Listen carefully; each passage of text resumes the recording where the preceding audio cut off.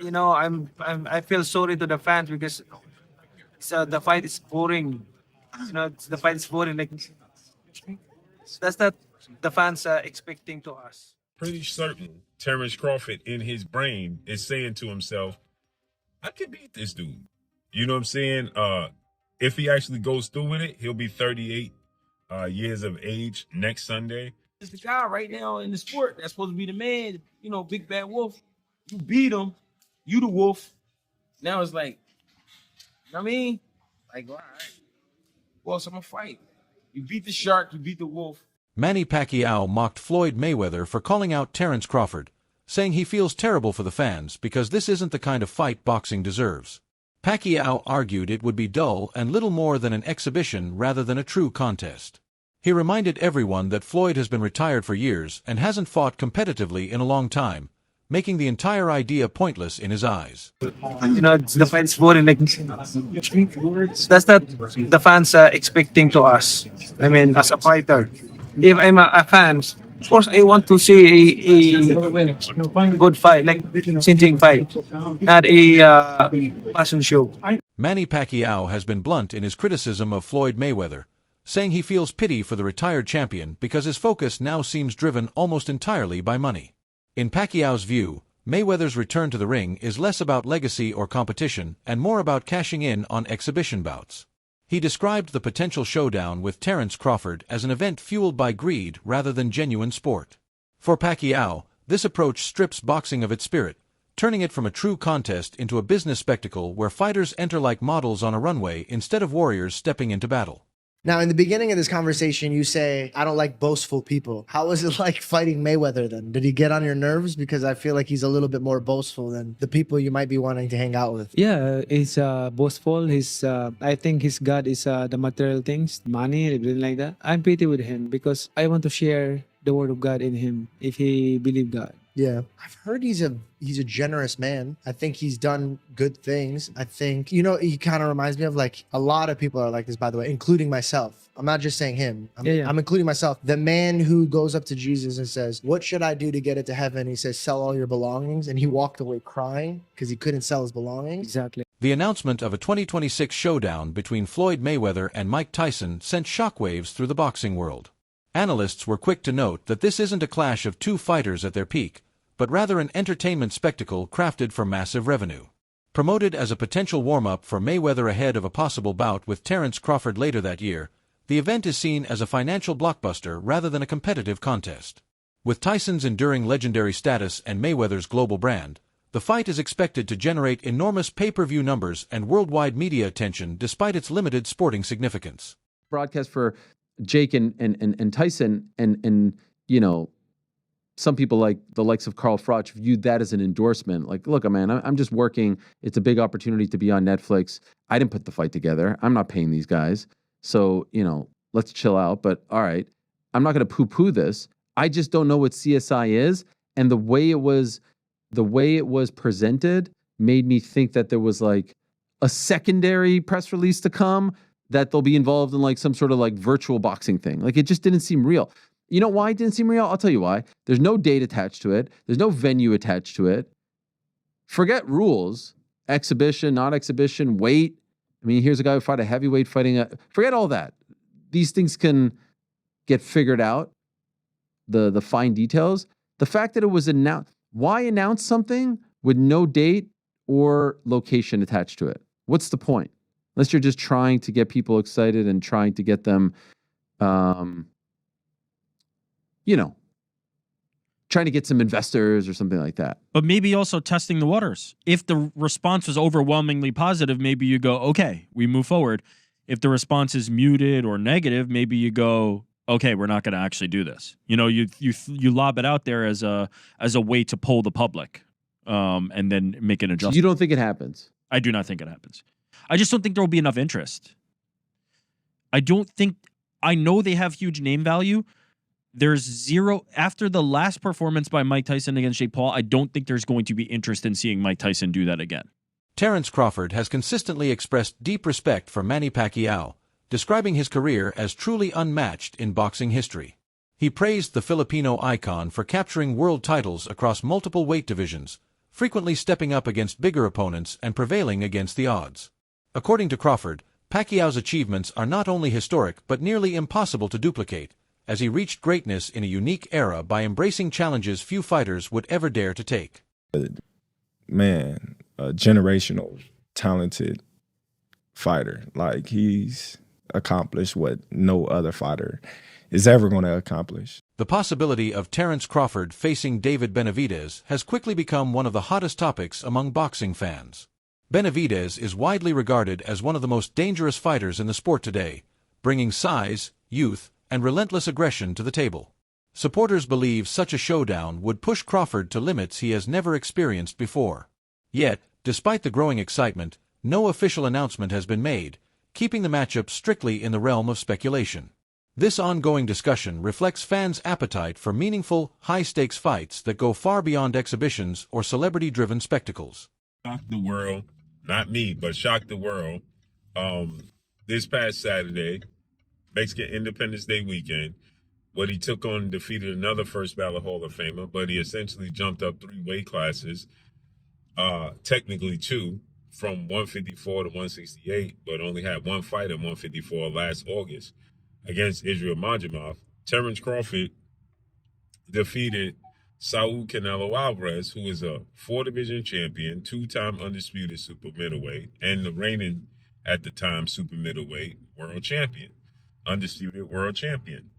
And Terence Crawford beat him handily and convincingly. And because he beat him so easily, now the 63 win, 3 loss, 2 draw, 39 win by way of knockout, biggest threat has been now imposed on Terence Bud Crawford. And that's the Mexican Ecuadorian monster, David Benavidez, who is a 2-division undefeated world champion, is the 2-time WBC super middleweight and reigning WBC light heavyweight, 175-pound champion, who has a record of 30 wins, no loss, no draw, 24 wins by way of knockout. He stands 6'2" with a 75-inch arm. This is a fight that David Benavidez has been calling for Canelo Alvarez when he was at 168, and Canelo Alvarez strategically maneuvered around him. But Canelo Alvarez is 5'7", with a 70-inch arm reach, started his career at 147 pounds, made his real name at 154 pounds. He's not a big guy, okay? And styles make fights. Benavidez is 6'2" with a 75-inch arm reach. His last fight at 168 against Demetrius Andrade, he rehydrated to 193. So he's a big guy. Canelo Alvarez probably rehydrate to 182, maybe 185 max, right? He's not a big guy, right? Trainer Greg Hackett spoke with deep respect when analyzing Terence Crawford's stunning victory over Canelo Alvarez. He described Canelo as boxing's shark, a long-standing symbol of dominance who had ruled the sport with power and precision for years. In Hackett's eyes, Crawford not only stepped up to face Canelo but also decisively dismantled him, signaling a major shift at the very top of the boxing hierarchy. Defeating a fighter once considered untouchable elevates Crawford to the role of the new predator in the waters, the man every contender must now fear. Hackett's comments also raise a pivotal question about the future. If Crawford can conquer the toughest opponent of his generation, who remains to truly test him? Fans are now debating what challenges lie ahead and whether Crawford will continue to compete or retire at the height of his dominance. Because you got to remember, Canelo is the guy right now in the sport that's supposed to be the man, you know, big bad wolf. You beat him, you the wolf. Now it's like, you know what I mean? Like, all right, who else I'm gonna fight? You beat the shark, you beat the wolf. Damn. Like, you know what I mean? Ain't no more ops out there. It's ops out there, but who gonna make them really want to get up? That's the Shit got to make sense. Like you said, you be the shark, you be the wolf, Yeah. but there's the monster.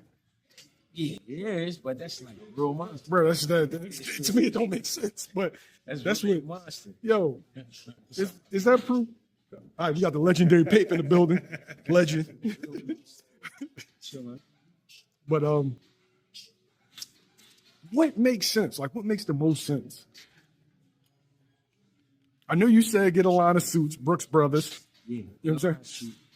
Your line shoes get your money. You go ahead and get the easy money. You ain't gotta sweat no more. Not saying you ain't gotta work, you ain't gotta sweat. He's paved a career where he could sit down at a table and get this money. He could come out with a Terence Crawford series now, just doing whatever he like to do. People gonna watch it. Nobody, the fighting part, people don't understand what it's like to be a fighter. A lot of times fighters really don't be interested in certain fights. It's because when a guy see himself up here and then is fighting a guy down here, it don't interest him. So therefore, when he train, he not gonna really train. He gonna train, but he not gonna train. Not gonna listen. He gonna feel like his coach taking it too serious, and he's like, man, this ain't even that. But your coach like, listen, you can get fucked up. I'm telling you. You don't want to listen. Then you go in there and fight that guy. Then you get fucked up. I seen it happen. Analysts largely agree that Terence Crawford's dominant win over Canelo Alvarez stands as a defining moment in his career and effectively ends any serious debate about his place in boxing history. Before this fight, Crawford had already earned respect with his emphatic victory over Errol Spence, where he displayed total control and silenced critics questioning the depth of his resume. Yet beating Canelo carried even greater weight. Long regarded as one of boxing's most powerful pound-for-pound champions, Canelo had conquered multiple divisions and routinely faced larger, stronger opponents. Crawford not only accepted that challenge but also dismantled Canelo in a way few thought possible. In doing so, he proved his skill set transcends weight classes and styles, demonstrating adaptability, technical mastery, and mental toughness at the sport's highest level. As a result, most observers now view Crawford as one of the rare fighters who has truly conquered every challenge placed before him.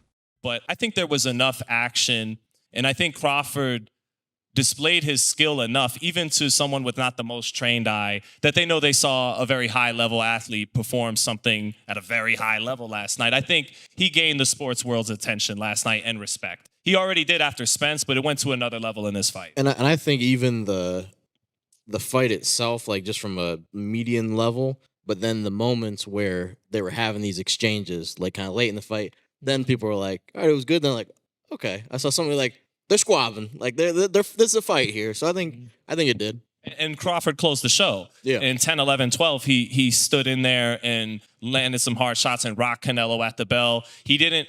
Well, James was talking about the great Floyd Mayweather. Floyd would go up on you 8-0 and then coast, and you might as well turn the fight off at midway through the ninth. Like, he's not gonna. But Crawford didn't do that. He wasn't up 8-0, to be fair to Floyd. But Floyd was when he fought Canelo, so he could do that. But Bud instead steps on the gas. Bud is a finisher.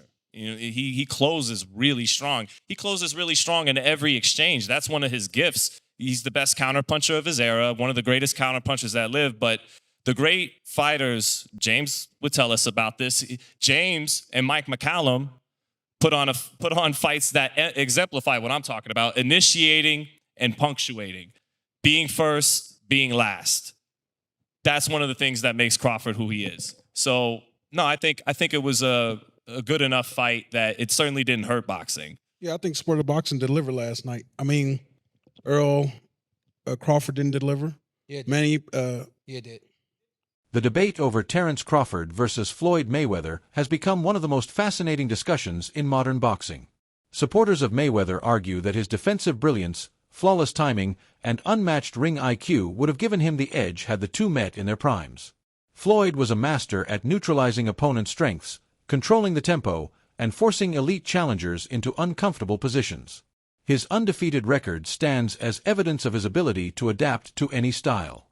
Conversely, a growing number of analysts believe Crawford's versatility, power, and unshakable composure could have made him Mayweather's toughest challenge.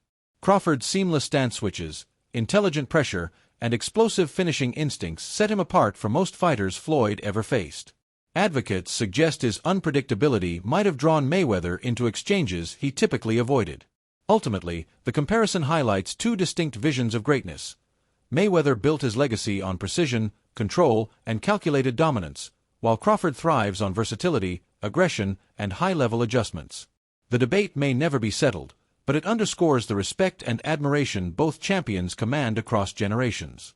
Fantasy matchup between Prime Mayweather and Prime Crawford, I've tended to lean slightly towards Mayweather. But after that performance there against Canelo, not just the fact he won, the manner in which he won, I've changed my mind. I would now lean towards prime Crawford over Mayweather. And the reason I say this is because of the expert way in which Terence Crawford mixed offensive in the pocket boxing with defensive on the move boxing. Not running, save for maybe a round or two. No, just moving nicely. Because if there's one area of Floyd Mayweather's game that was underdeveloped, it's his front foot game. Whenever Mayweather was forced to walk an opponent down, what he did was actually very basic. He would hold his hands up and he would walk forward throwing straight right hands. Okay, they were accurate straight right hands. They were well-timed straight right hands. But there wasn't a whole heap of head movement. There wasn't a whole heap of creative or dynamic footwork, coming forward, walking somebody down. No, it was very, very basic stuff. And I don't think an approach that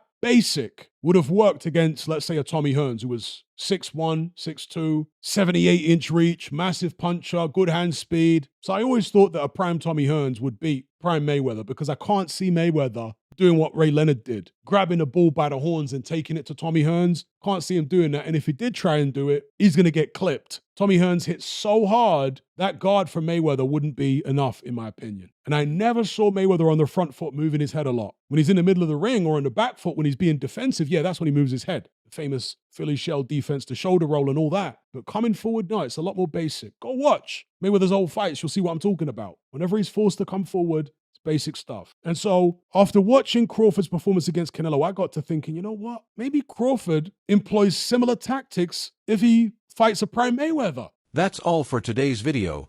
Stay tuned for more updates next time.